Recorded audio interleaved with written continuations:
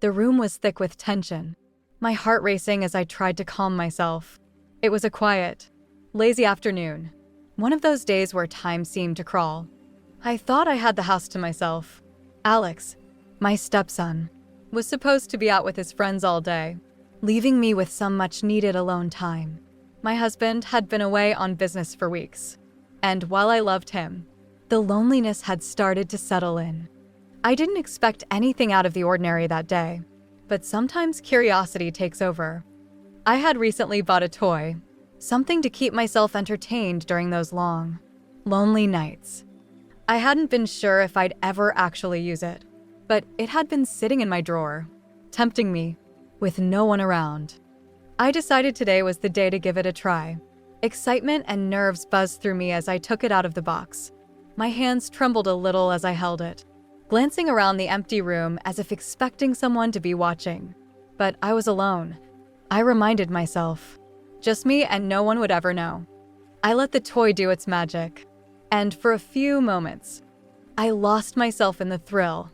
But then, out of nowhere, the door creaked open. I froze, my heart pounding as I quickly tried to cover myself and hide the toy. But it was too late. Standing there, wide-eyed and clearly shocked, was Alex.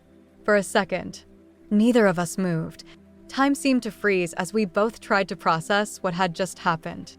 A wave of embarrassment and panic washed over me. What could I possibly say? How could I explain this?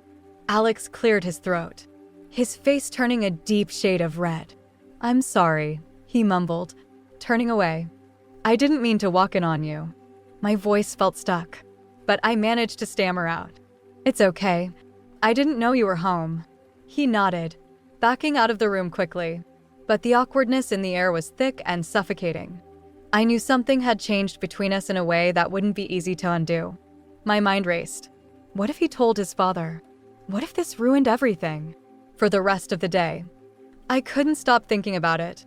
Every time I passed by Alex's room, I felt my face flush with heat. But there was something else I couldn't ignore either. Something about the look in his eyes when he had caught me. It wasn't just surprise, it lingered longer than it should have.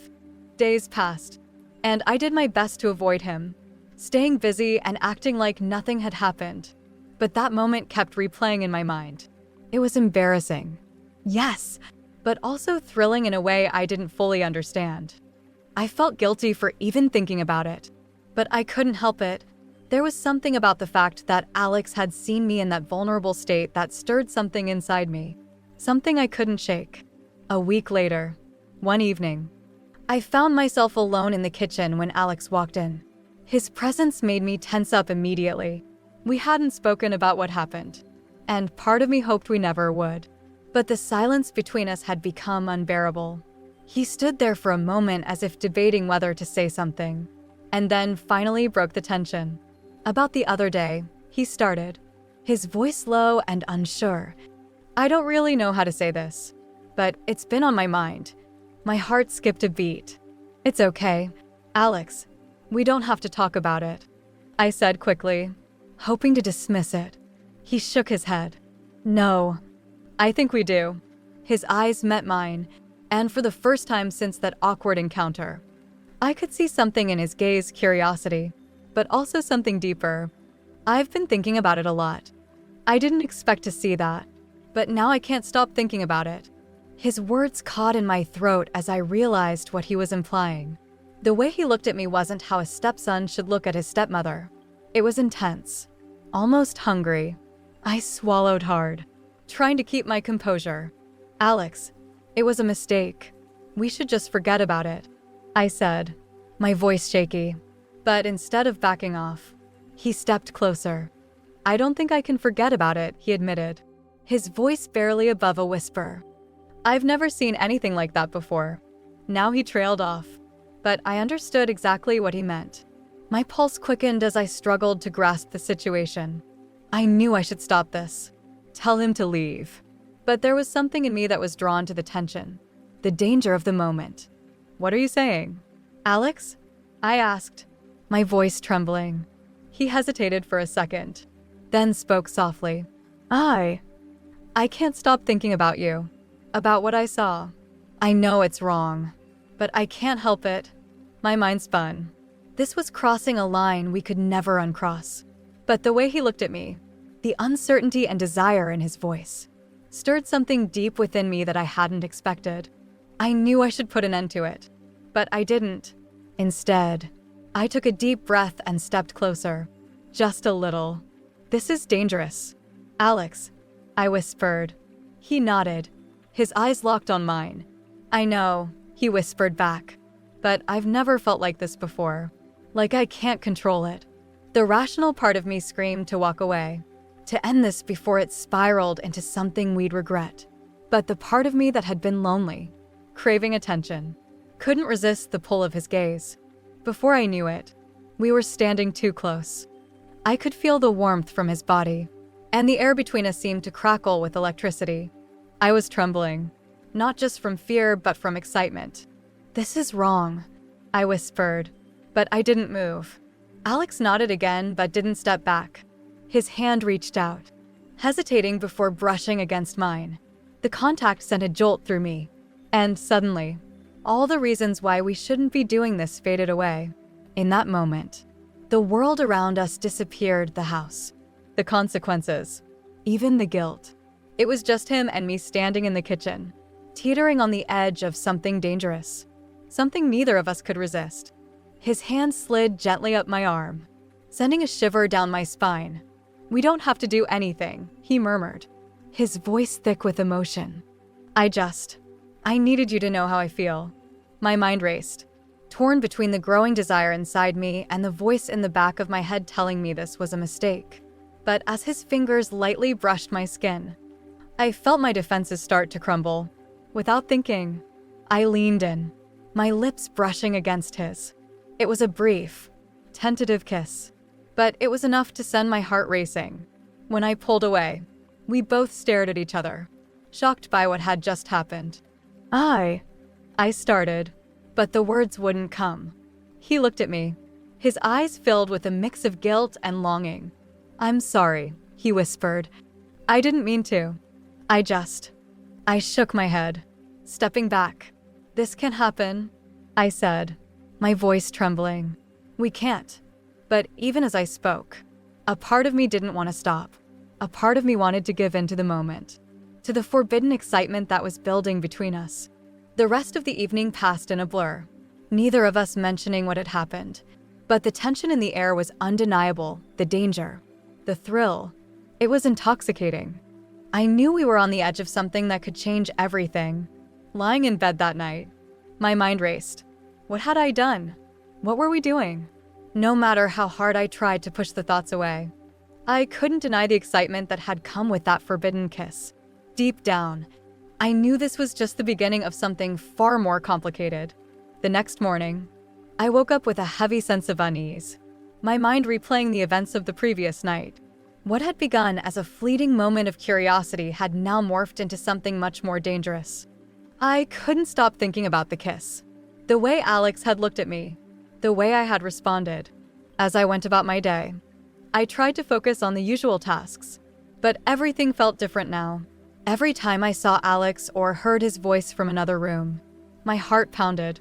I felt guilty for the thoughts that crept into my mind, but I also couldn't ignore the thrill that lingered beneath the surface.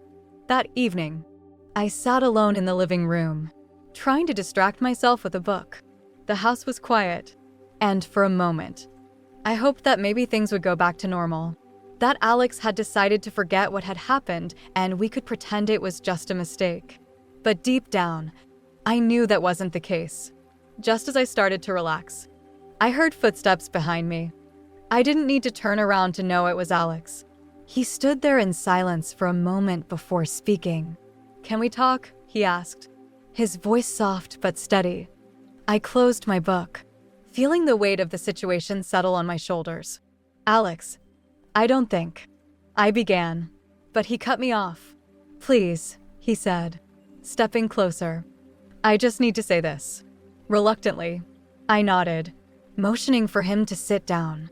He took a seat on the couch across from me, his eyes fixed on mine. The intensity of his gaze made my pulse quicken, and I knew this conversation was about to change everything. "I've been thinking about what happened," he began, his voice low and steady. "I know it's complicated.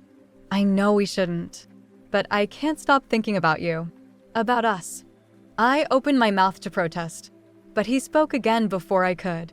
"I know you feel it too," he said, his words urgent. "I saw it in the way you looked at me. I felt it in that kiss." My heart pounded as I searched for something to say. Anything that would stop this before it spiraled out of control. But he was right, there was something between us. Something neither of us could ignore. "This is wrong. Alex," I whispered, my voice shaky. "You know that." He nodded, but there was a determined look in his eyes that sent a chill through me. "I know it's wrong," he said, "but that doesn't change how I feel. I've tried to push it away, to forget about it, but I can't. Every time I see you, it's all I can think about." The raw emotion in his voice hit me like a wave, and I found myself unable to look away.